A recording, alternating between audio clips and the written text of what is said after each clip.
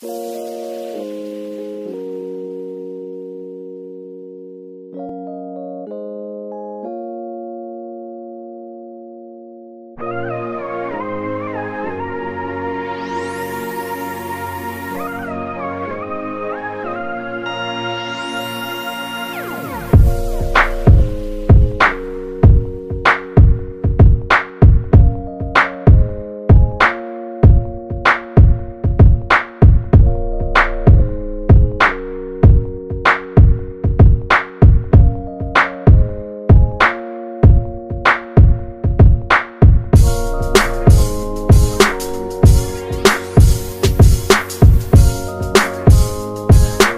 ce qui m'a plu, ce qu'il fait, non seulement c'est plaisant, mais c'est enchantant. C'est-à-dire que même les enfants, ça peut leur donner, on critique beaucoup le MMA, cette vision-là, c'est l'avenir. Mais l'avenir, c'est des hommes comme ça qui l'apprennent. Oui, là, vous avez tout, la pédagogie, l'attention, et aussi le côté bonhomme, humain. Il est attentif, il prend son temps, et une qualité qui est rare quand même, parce que j'ai quand même beaucoup léger, il n'a pas la grosse tête. Donc ça, c'est que du respect.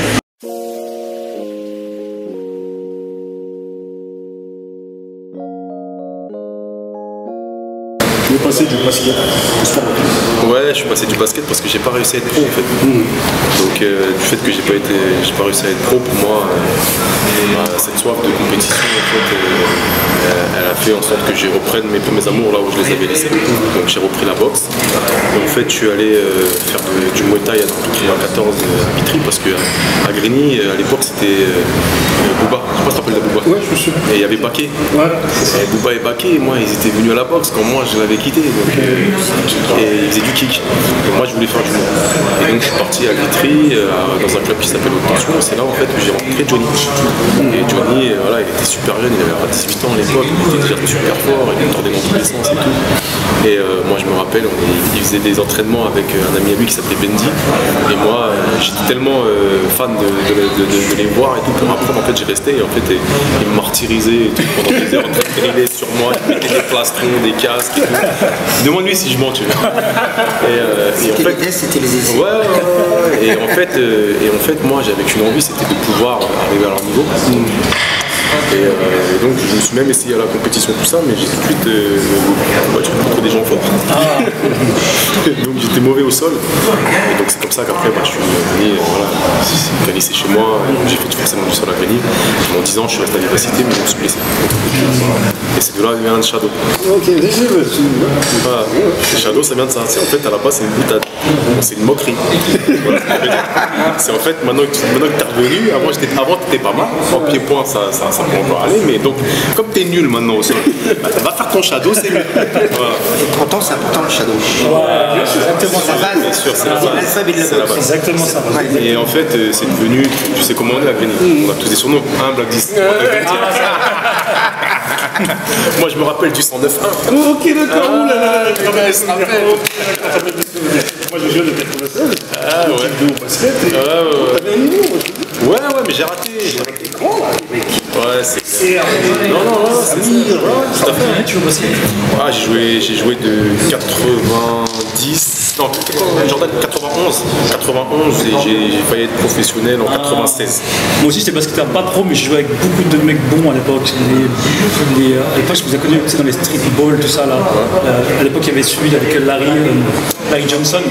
Ouais, Larry Johnson. Cadero, j'étais avec des mecs qui s'appellent Magoar, tout ça et tout. Enfin c'était des grands chez nous. Un mec qui aussi Jean-Marc, qui était connu beaucoup pour les dunks, qui faisait un espèce de. Jean-Marc Crédit, je connais très bien. Un moulin avant, genre il était de dos, il jetait la balle contre le truc et elle prenait en l'air.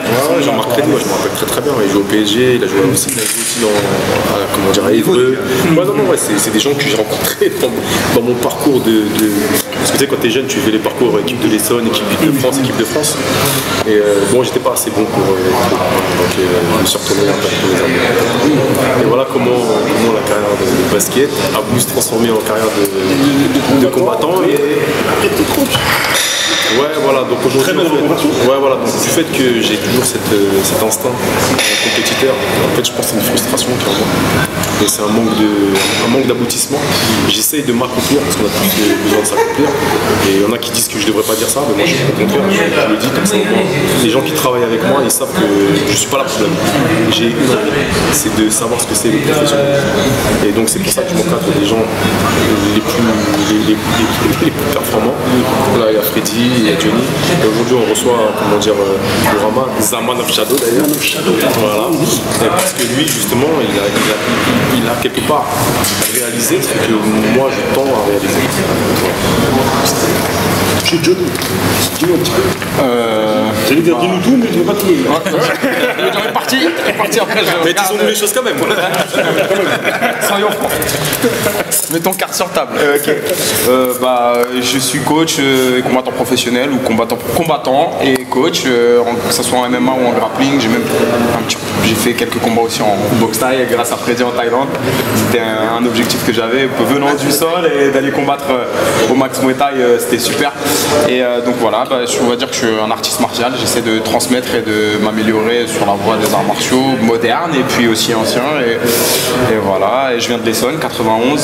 Puis quand j'ai commencé, j'ai rencontré Udo. J'ai rencontré aussi Freddy dans une salle. Je voulais commencer la boxe thaï parce que je venais du pench. En fait, je venais de la gym. Et après de la gym, j'étais à assez bon niveau international en gym. Après, je me suis blessé. Je suis passé à la capoeira. J'ai toujours continué à capoeira. Ça, c'est dans mon cœur, c'est dans mon sang. Et donc voilà. Et à côté de ça, je voulais essayer la boxe thaï. Et donc j'ai fait du pench activat aussi, j'ai essayé la boxe thaï avec Freddy et un jour il faisait que des pompes parce qu'il faisait un concours de pompes. Déjà à l'époque il était déjà dedans dans le game poulet bouche et tout. Et puis de fil en aiguille je suis parti au Kajin, je saute des profs et tout. Puis j'ai rencontré Bourama là-bas, quand je venais lui il partait mais il continuait encore sur les arts martiaux tout ça. Et donc c'est pour vous dire l'expérience qu'il a parce qu'il était déjà là quand je suis parti au Kajin. Et puis de là j'ai combattu en pancrace amateur et puis après dans divers événements, que ce soit en grappling.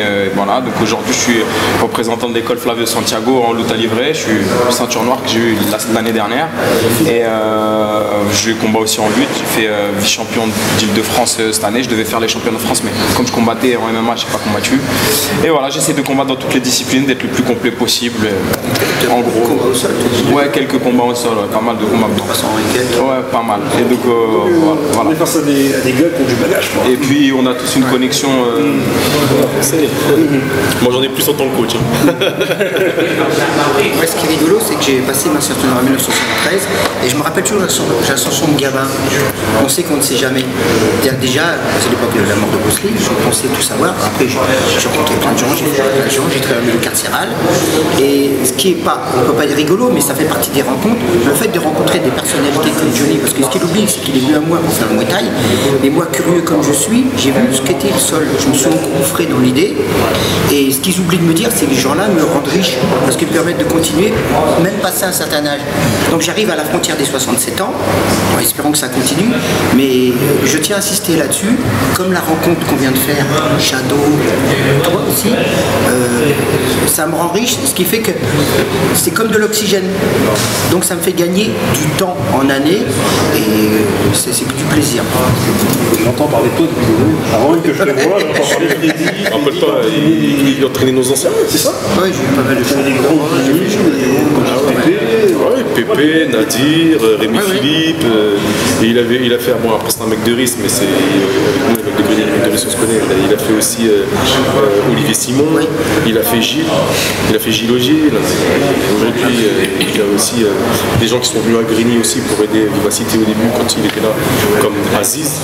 Ah oui, c'est une belle aventure. Voilà, tu vois. D'ailleurs, check les mecs, je pense à vous. Mais voilà, tu vois, c'est. Après, tu vois, peu importe de savoir comment dire, dans quel sens on va, ce qui compte, c'est les valeurs humaines. Voilà, et je pense qu'aujourd'hui, ici, ce qui a fait qu'on est là tous les quatre ensemble, et même avec toi, c'est ces richesses-là, c'est ces valeurs humaines-là, et c'est surtout notre volonté de rendre les gens, bien sûr, bons dans leur pratique, mais surtout bons dans leur vie. De se sentir bien. Voilà, c'est-à-dire que chacun est bien à sa place, mais chacun n'interfère pas sur l'autre. Mais j'insiste là-dessus, c'est que c'est comme un complément. C'est pas dire, Freddy c'est l'ancien, il n'a rien à apprendre, c'est fou, je vais le voir. Non, il y a toujours à apprendre.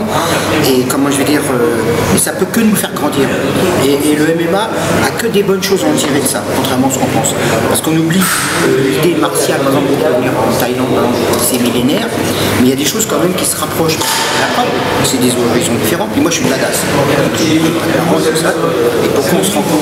On se rend compte pas parce que j'ai envie de rencontrer des gens, on se rend compte parce qu'à un moment donné, c'est le bon moment et c'est nous smooth.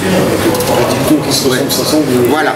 C'est vraiment vérifié. Je suis assez d'accord. On se fait des poivres de bistrot, on se au bistrot en train de boire.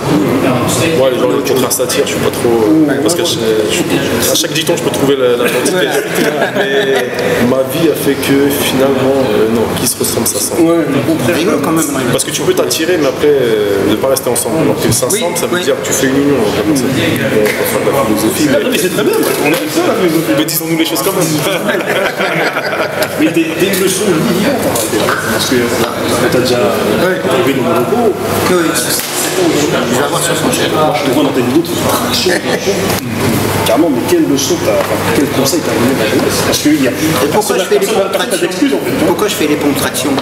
Ça vient du milieu carcéral et ça vient aussi du fait que, comment je veux dire, j'aurais aimé être champion plus que je l'ai été, mais j'ai eu beaucoup d'accidents. Et à l'époque, il fallait que je laisse ma fille. D'accord? Je opérais des yeux, dos, etc. Et à un moment donné, je pouvais aux anciens, je parle aussi aux anciens, je ne parle pas aux darons, je les respecte, même s'ils ne peuvent pas le faire, mais c'est possible. Mais peut-être que le transmettre autrement. Et puis comme ça, tout à l'heure tu m'as fait plaisir, tu m'as dit, je t'ai vu les rentractions et tout, ben, c'est un rappel, ça fait plaisir. La dernière question, ce sera sur le sport. Je sais qu'il n'y a pas si longtemps, il y avait un reportage aussi, qui parlait du MMA et que beaucoup ont critiqué ce reportage parce qu'il ne représentait pas forcément vraiment le MMA dans toute sa vérité. Et chacun sa magie. Mais le MMA n'est pas reconnu. Est-ce qu'il le sera Inévitablement. Donc là, c'est en train de se faire. Pour avoir vadrouillé dans les fédérations. Parce que oui, je suis entraîneur, oui, je suis coach, mais j'étais très impliqué dans les fédérations. Dans les trois qui gèrent les formes de MMA, soit les MMA à la française, c'est-à-dire du pancras, ou ce qu'on appelle aussi maintenant dans la fédération française de lutte, le grappling fight, soit, comment dire, vraiment du MMA type éducatif, genre voilà, le karaté, le combat mixte. Alors là, par contre, j'ai pas été dans la... Parce que là, ça croisse un peu, voilà. Et en tout cas pour la CFMMA, donc l'organe français qui gérait vraiment comme une fédération, même si ça n'était pas une, avec Bertrand Moussou comme président, moi j'ai eu le privilège de travailler dans cette fédération et d'avoir même été sélectionneur de l'équipe de France 2 ans. C'est amateur. Mais j'ai quand même vu que le MMA, de toute façon, avait vraiment eu un que de toute façon, on arrivera à faire légaliser le MMA que si on est capable de prouver que le MMA peut être éducatif comme n'importe quel autre sport. Les sports pieds-points ont réussi. Les sports de prévention comme la lutte ou le sambo comment dire, les formes de prévention, le judo, jiu-jitsu, brésilien, peu importe, lutte à livre, grappling, ils ont réussi. Donc il est impossible, quand on va passer la barrière, frapper les gens au sol, c'est immoral. Quand on va passer cette barrière-là, quand on va casser ça, tu sais, pendant longtemps on disait que prendre la pilule, comment dire, c'était immoral. Il a fallu une personne qui est décédée hier, Simone Veil, en 1974, pour que tu vois, elle rende ça moral.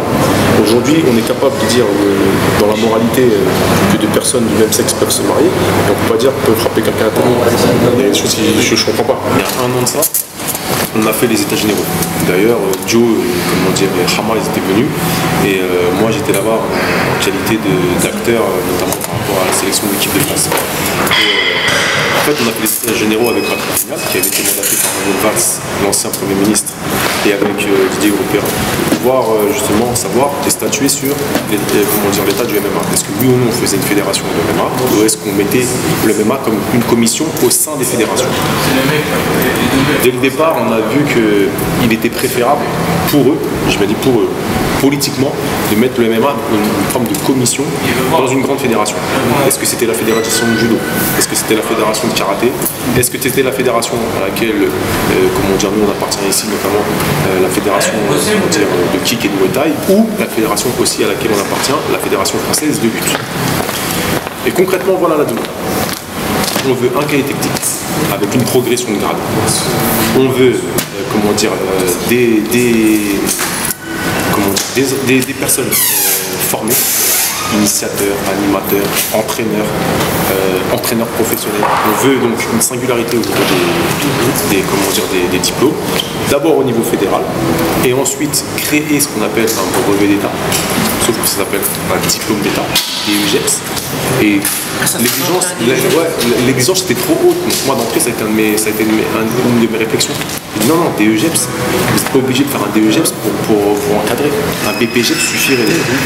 Donc, et ensuite il fallait mettre en avant l'aspect, ce qu'a cité tout à l'heure Johnny, c'est-à-dire l'aspect sécuritaire. C'est-à-dire est-ce que les combattants sont capables de pratiquer en sécurité et est-ce que l'environnement dans lequel ils pratiquent est un environnement sécuritaire. Donc il faut bien sûr dépasser les clichés mentaux qu'on a, notamment la guerre, etc. Mais tout en va croire qu'aujourd'hui, on y est quasiment. De plus, de toute façon, tout le monde s'exporte. On s'exporte. Bourama est un produit de ça, justement. À un moment donné, nous, comme on peut pas pratiquer chez nous, les Français, qu'est-ce qu'ils font? Ils s'exportent. Sur la chose sur laquelle je voulais rebondir, voilà, et donc, c'est quoi? Je vais même écouter parce que lui, il va dire mieux. Justement, c'est la chose sur laquelle je voulais rebondir. Je pense qu'effectivement, en tout cas par mon parcours et celui de mes combattants, on voit qu'en fait on peut être amené à faire des choses bien pour les amener au plus haut niveau. En tout cas, mais ce qui est encore triste, c'est que c'est pas au niveau national français, mais au niveau international, en l'occurrence aux États-Unis, au pays.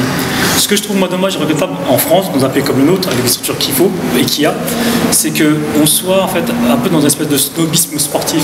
Ce que je trouve clairement pas normal et presque intolérable, c'est qu'on puisse désigner ou dire que certains sports ont plus de valeur que d'autres, donc forcément une rémunération meilleure qu'une autre.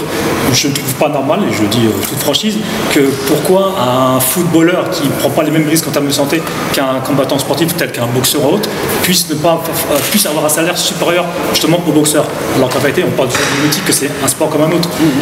Et je pense qu'au-delà effectivement au-delà, j'ai bien sûr il manque ça, mais au-delà des structures d'instance qu'on doit donc mettre en avant pour que les MMA puissent en tout cas être pratiqués en tant que combat en France, et ben je trouve dommage encore une fois que des sportifs qui s'engagent, parce qu'on se met pas quand même à la place des gens. Imaginez un mec qui découle du MMA, qui doit combattre justement en France en essayant de puiser toutes les techniques de part et d'autre, donc en prenant beaucoup de temps pour lui, et qui même peut-être l'obliger à occulter un travail. Ce que je trouve dommage, c'est pourquoi ce mec-là était carrément une misère, alors que c'est un truc que j'ai bien compris. Je prends l'exemple de la boxe thaï. Encore l'anglais c'est différent, mais je prends l'exemple de la boxe thaï. On a des mecs, mais quand je vais en Thaïlande, c'est pas des héros, c'est des mythes. C'est-à-dire que quand on parle d'eux, et c'est des Français, bah, effectivement ils sont conscients tels que tu dis mais comment se fait-il qu'en France ils n'en ont aucune et puis ils gagnent pas leur bien. Et c'est ça moi qui me dérange vraiment dans mon pays, en tout cas la France, parce qu'on a tout pour pouvoir faire en sorte que les gens puissent être professionnels, de combattre ici, et on a tout aussi pour les mettre dans le monde, parce qu'encore une fois ce sont des gens qui ont besoin de vivre pour ce qu'ils aiment faire et pas juste combattre pour satisfaire leurs besoins et attendre de côté, parce qu'il y en a qui sont pères de famille.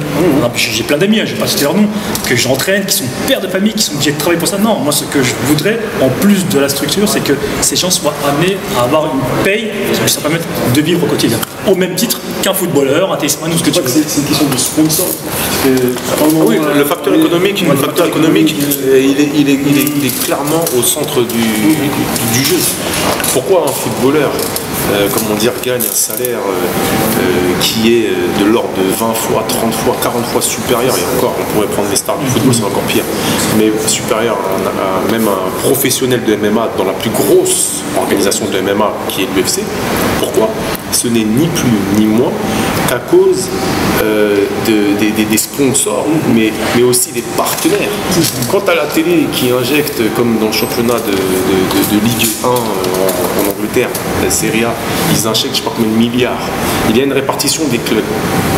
Les clubs font la répartition pour acheter des joueurs. Le problème, c'est que nous, on n'en est pas là. Tu vois, et pourtant, l'UFC est très diffusé. Mais il n'est pas diffusé forcément de la même manière. Diffusé sur des sites spécialisés, sur des chaînes UFC TV, sur des pay-per-view, mais c'est ça qui joue là-dessus. Mais là où je suis d'accord avec Bourama, c'est que on fait la même chose. On fait du sport. Notre métier, c'est de faire du sport. Et attends, et là, je prêche par rapport à notre paroisse à nous quatre. Là, on parle des combattants qui n'en vivent pas. Qui met nous? tu sais où je travaille. Tu sais que moi je suis au service des sports de Grigny. Tu vois ce que je veux dire? Je ne peux pas travailler concrètement de ma vocation. Parce que si aujourd'hui je gagnais mon même salaire, comment dire, à donner des cours de MMA, je ne serais pas fonctionnaire à Grigny. Je donnerais des cours pour les mêmes de Grigny, des petites Grigny, mais je ne serais pas forcément dans la fonction publique. J'essaierai de vivre de ma passion. Et c'est pour ça que je suis rejoint à Grigny. Nous, ce qu'on veut véhiculer avec les jeunes, c'est que justement, ils aient la possibilité de ne pas avoir le parcours que nous on a eu. Nous, on a mis longtemps, et encore, on n'y arrive pas encore, à vivre de ça. Donc en fait, avec votre sport, vous avez un double travail. En plus du fait de l'organiser de fond en comble, il faut aussi chercher des espèces de financiers, des partenaires pour pouvoir c'est là où pour moi, je rejoins ce que dit Johnny et je rejoins ce que dit Bourama. Pour nous, là on se tourne vers les fédérations. Ou même on se tourne même vers les organisations. Parce que concrètement, quand tu prends l'UFC, bon, ça reste entre nous. Mais quand tu vois la répartition, le pourcentage de ce que gagne un combattant, ça fait mal au ventre. Ça fait mal au ventre. C'est clair. Il faut savoir que les gens qui rentrent en prélim à l'UFC, ils gagnent peut-être le même salaire que moi. Oui, mais tous les risques qu'il y a avec, bien sûr, de la santé. On parle surtout de la plus grosse organisation. Et je te parle de la plus grosse organisation qui fait des bénéfices. Alors on va pas faire un Che Guevara, on n'est pas là pour faire de la politique, mais on veut quand même. La seule chose qu'on veut, nous, c'est dire voilà, on est content que le MMA soit là. On connaît les règles du jeu, on l'a choisi, pas de problème. Mais malgré tout, c'est nous les acteurs. Donc les acteurs, dans la répartition, doivent aussi, quelque part, récupérer leur investissement. Pas la totalité, mais au moins une bonne partie pour en vivre. Voilà. Et ça, c'est quelque chose en France, il va falloir mettre au moins 20 ans avant tout. Parce que déjà, au niveau mondial, c'est pas tout le monde. Tu sais, en ce moment, j'ai entendu parler qu'ils allaient faire un syndicat de combattants. Ouais. Parce que les combattants en ont marre. Par exemple, ils ont une perte d'argent énorme avec la perte des sponsors, avec le fait que la plus grosse organisation est un sponsor unique qui gagne finalement. En fait, ils ont pris quoi, 70 millions, je crois, même pas grand chose, et donc la répartition, c'est rien. Parce que du coup, il n'y a plus aucun affichage possible pour les combattants. Donc c'est là, tu te rends compte qu'en fait, le combattant, le mec, il doit s'entraîner 2-3 fois par jour, il doit, comment dire, avoir une hygiène alimentaire, une hygiène, comment dire, drastique au niveau du sommet, etc. Mais en plus, il doit être commercial. Le mec, il doit être VRP de sa personne. Il doit se vendre.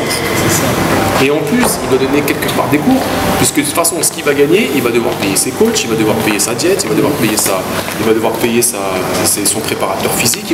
Donc le mec, moi je me rappelle d'un de vos amis, Norman Parisi, qui avait fait un combat au Brésil contre Paulo Fio. Et il a dit voilà ma bourse, j'ai gagné ça, voilà ce qui me reste de ma bourse. Il avait gagné, c'était l'équivalent de 50 €. Parce que tout le reste, en fait, il avait dû payer ses coachs, etc. Et il avait fait un cadeau à son coach qui était dans le coin à l'époque. Il lui restait 50 €. Donc en fait, il est parti faire son sport. Il est parti combattre et ça lui a rapporté 50 €. T'imagines? Je dis ce qu'il ne faut pas oublier, c'est qu'en général, tous là, on est des éducateurs sportifs. Donc même si tu formes des combattants, voilà, tu dois travailler la ville, mais en général, si tu ne travailles pas à la ville, soit tu cours dans 2-3 structures des associations pour essayer de te faire un salaire, ou si tu as la chance, comme moi je l'ai fait à Madonna en milieu carcéral, j'ai pu être embauché à plein temps. Donc j'étais, ma feuille de paie, c'était professeur de boxe. Mais il ne faut pas oublier, j'y suis rentré, j'avais 40 ans. Donc pendant 40 ans, avant 40 ans, je faisais quoi? Ce qu'on appelle ERP. Je faisais de temps en temps des portes de con. Et aussi, je faisais éducateur sportif dans la semaine. Et un jour, j'ai pu gagner assez d'argent pour ne faire que ça. Donc ça veut dire, soit tu cours après 3 boulots comme éducateur, mais oblige de dire une chose, c'est que maintenant, si dans une structure comme ici ou d'autres, il faut que tu affiches tes diplômes d'État, parce que tu vas avoir des contrôles. Par exemple, l'université, ils ont eu des contrôles. Par exemple, toi, tu n'arrives pas comme ça, Donc, en général, ils courent après 2-3 structures d'associations pour essayer de faire un salaire. Il faut vivre. On ne parle pas en plus, si tu es entraîneur, tu dois former des combattants, le temps que ça te prend, parce que quand tu fais la leçon à ton gars, tu n'es pas payé à l'heure. Exactement ça. Tu es d'accord? Il faut bien que toi que tu manges. Les analyses vidéo. Et voilà. Et tu analyses, tu prends ton temps, tu fais des rapports. Après, c'est vrai qu'il y a la passion, mais à un moment donné, il y a la passion, mais toi, tu payes ton appartement, ou tu payes ta maison, il faut que tu payes ton casse-croûte. Et les études à ta fille, par exemple. Mais toi qui as depuis un moment, 40 ans, tu as quand même vu une évolution, même si ce n'est pas assez. Bah, tout compte fait, il a soulevé un bon. Il n'y a pas eu tant d'évolution que ça.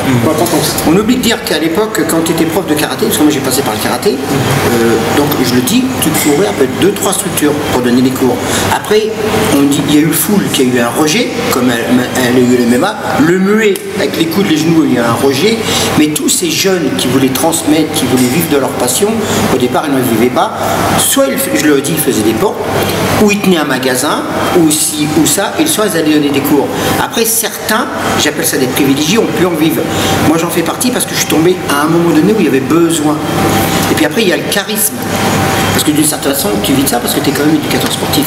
Oui, mais pas que de mémoire de Muay Thai. Non, mais le pire, c'est qu'on a dû investir pour avoir nos diplômes. Parce que tu sais, les formations sont gratuites. Ou sans VAE. Mais maintenant, c'est soit 1000 balles ou 8000 balles un diplôme.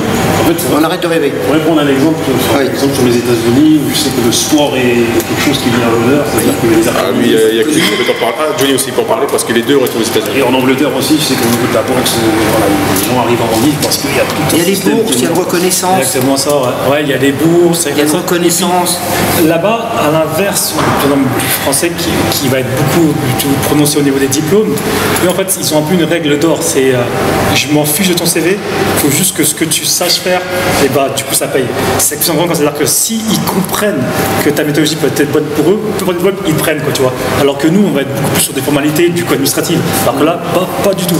Et puis, un combattant, il a encore la chance, effectivement, d'avoir déjà par éducation, parce qu'en c'est un pays de business où le mec peut pouvoir, ne sont pas obligés de travailler pour pouvoir gagner sa vie en tant que combattant par le sponsoring, par même des fois même l'écurie. Le problème c'est l'équipe qui va se faire pour lui, puis sans compter bien sûr après avec le managing, c'est bien fait de façon à ce qu'il puisse vraiment gagner sa vie sur ses primes de combat. Parce que ça c'est encore un problème, c'est en France. En France encore une fois, on est très, de ce que je vois, avec le recul, on est encore un peu amateur au niveau de ça. Quand je veux dire, par exemple quand je vois ce qui a été fait, par exemple pour citer mon combattant Tom.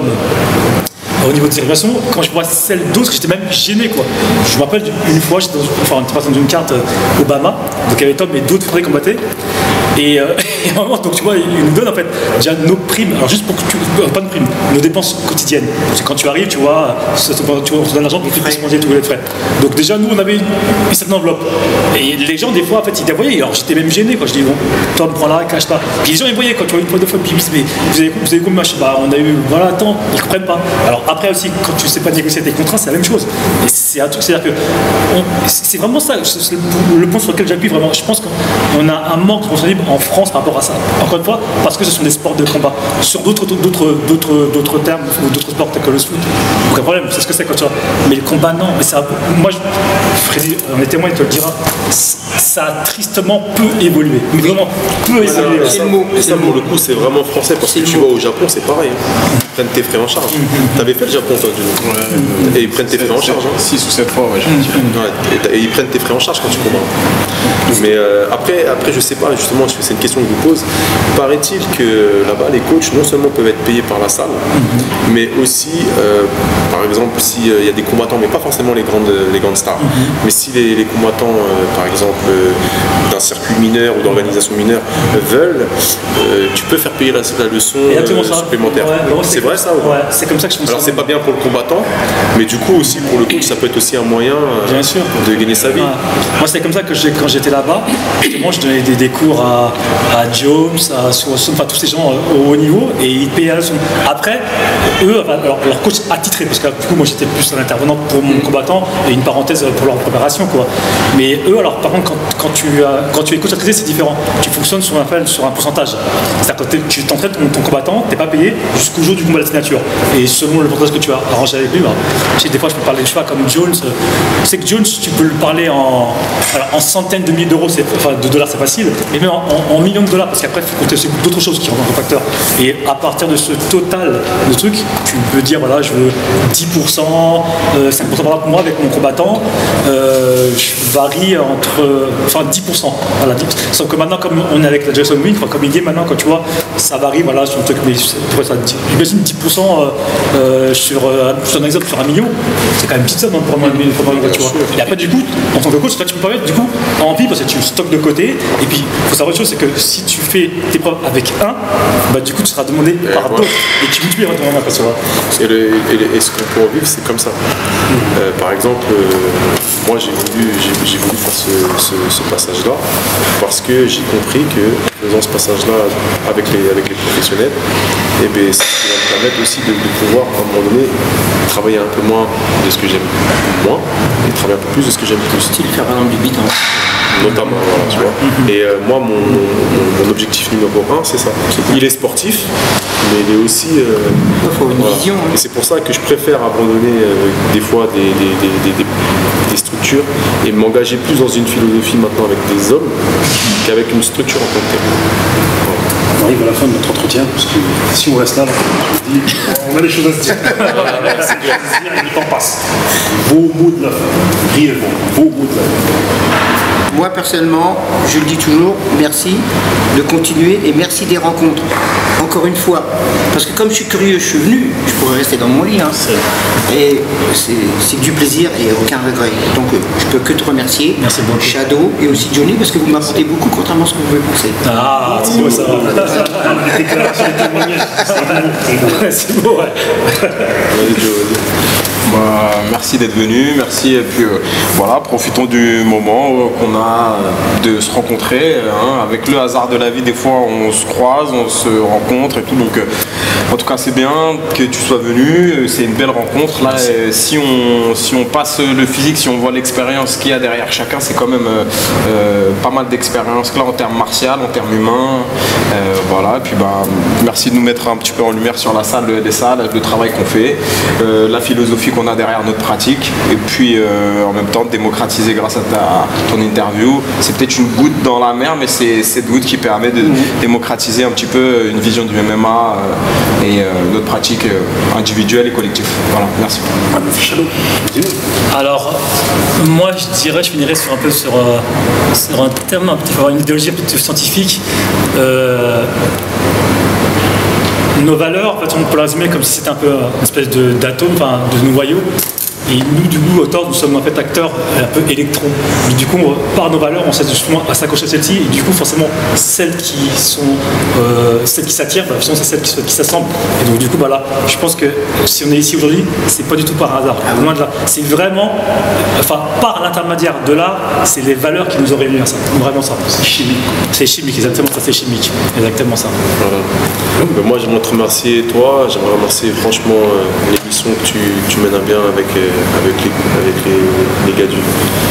gars de la ville, avec Younglish, etc. Donc merci à toi Bagdis, franchement, de nous mettre un petit peu en lumière. Et merci d'avoir voulu nous permettre de continuer le combat. Parce que je sais que toi, en fait, avant tout, en vérité, ce qui t'intéresse, c'est surtout les combats. Et je te suis et je sais que c'est les combats que tu livres. Et quelque part, bah, tu viens nous voir aussi parce que le MMA est un combat. Et j'oublie pas l'essence en termes de nature de qui tu es. Et donc ça veut dire que tu nous donnes de la force en faisant ça parce que tu médiatises et comme dit Johnny, tu nous permets d'avoir une fenêtre médiatique. Et la blackout, voilà, elle est là. Donc c'est vraiment sympa. Merci pour ta venue. Et merci de te porter solidaire de notre combat, qui est bien sûr la reconnaissance, pas la légalisation. La reconnaissance du MMA en tant que sport comme tel. Voilà, nous donnons de la force mutuellement. Voilà, donc merci. Merci. Merci mon gars. Et une petite parenthèse, voilà. Pourquoi Black 10 en fait? Parce que il va me le dire, moi je sais pas. Il s'appelle Aboubacar sinon. On me disait que je venais de la diplomatie avant, je réalisais les gens, le médiateur. Ah, tu fais le diplomate. Bon, Black diplomate. Ah, d'accord. Black 10, ce genre Black 10, ok. D'accord. Puis même, il a toujours une position, enfin après, c'est un mec de chez moi. Ah, d'accord. Il a toujours une position sage, calme. C'est bien ça. Il observe et tout, c'est bien ça. Ouais, mais même quand il parle, quand il parle, il a une façon de parler qui fait qu'il est son flow, il est calme. D'accord. Tu vois, il arrive même à gérer les tensions grâce Ah, c'est beau ça. Non, il est calme, tu vois, C'est une grosse qualité. C'est une qualité, ouais, c'est vrai. Donc c'est un combattant. Ouais, c'est bien. Parce que c'est ça la meilleure des qualités. Bien sûr. Voilà. Tu vois comment il parlait, les tranquilles. Je boxe à mes heures, donc je comprends tout à fait. Voilà. On fait du sport tous. Mais lui travaille pour Massy en fait. Ah, c'est ça. D'accord. Et il met souvent des activités boxe en place parce que lui-même en fait il fait partie. T'es toujours avec Impact. Voilà. Et lui en fait il est dans un club chez nous de boxe anglaise qui est géré par des mecs de mon âge, des mecs de ma génération avec qui j'ai grandi, avec Baron, avec Bilal. Et donc c'est deux gars de mon âge, etc. Et en fait la piste, voilà, il est dans cette. D'ailleurs vous avez pris la relève, il m'a dit. C'est vous qui avez repris.